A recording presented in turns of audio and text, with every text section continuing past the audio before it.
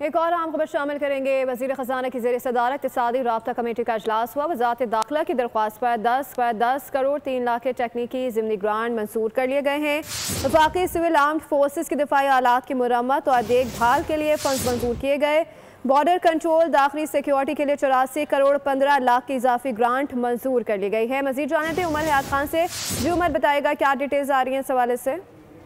जी बिल्कुल, इसी इजलास में वज़ारत दाखिला की दरख्वास्त पर 10 करोड़ 3 लाख रुपए से ज़्यादा की जो तकनीकी ज़िमनी ग्रांट है उसकी मंजूरी दी गई है और वफाकी सिविल आर्म फोर्सेस के दिफाई आलात की मुरम्मत और देखभाल पर यह रकम खर्च होगी। और इसी तरह बॉर्डर कंट्रोल, दाखिली सिक्योरिटी और कानून नाफिज करने वाले इदारों की ऑपरेशनल ज़रूरियात पूरी करने के लिए 84 करोड़ 15 लाख 60,000 रुपए की इजाफी ग्रांट भी मंजूर की गई है। दिफाई खदमात के मंजूर शुदा मनसूबों के लिए 50 अरब रुपए की तकनीकी ज़िमनी ग्रांट की मंजूरी भी जो है वो DCC एजेंडे का हिस्सा रही है। इजलास में पास्को के स्ट्रक्चर्ड वाइंड डाउन और एक स्पेशल पर्पज व्हीकल के क़याम की इजाज़त भी दी गई है और SPV के लिए 10 लाख रुपए इब्तदाई अदाद शुदा सरमाया मुकर्रर किया गया है, जबकि मजाज सरमाया कम करने की मंजूरी भी दे दी गई है।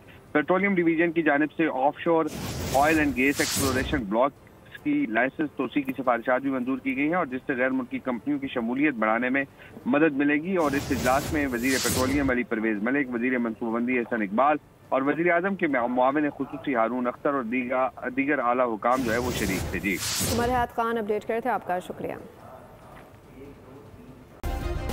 सब्सक्राइब करें और बेल दबाएं ताकि कोई खबर रह न जाए।